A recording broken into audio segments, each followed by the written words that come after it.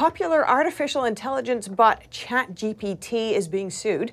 Some big names in the entertainment industry are bringing a class action lawsuit against the company behind ChatGPT. How is it likely to play out? NTD's Business's Don Ma speaks with the patent professor.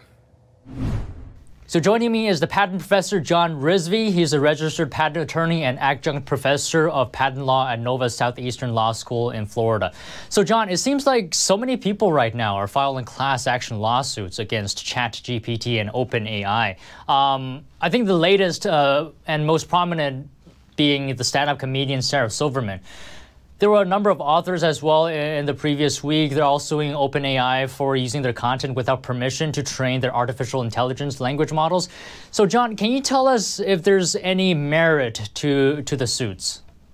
Yeah, well, there certainly is. So this is not something I expect to be dismissed on like a summary judgment motion or anything like that. There's certainly merit.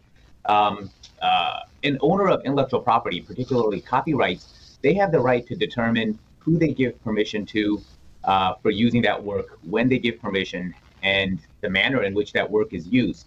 So the central issue here is that these authors are claiming that the only way that ChatGPT is able to provide such a detailed summary of their books is if they have access to complete work.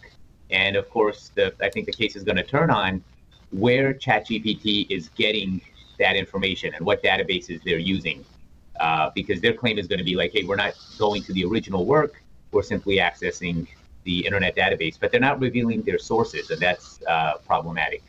Isn't use of data from the public domain considered fair use?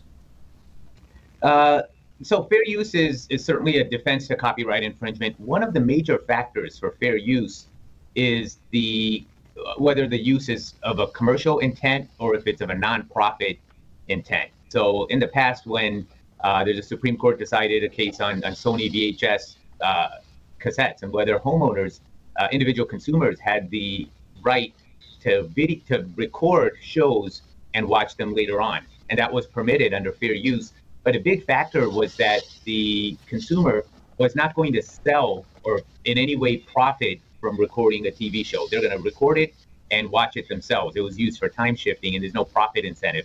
ChatGPT is certainly, that's not the case. They have models charging monthly fees, and they're valued, I believe, at the latest value is like $29 billion based on the profit that they're making. So it's going to be a stretch to qualify under fair use.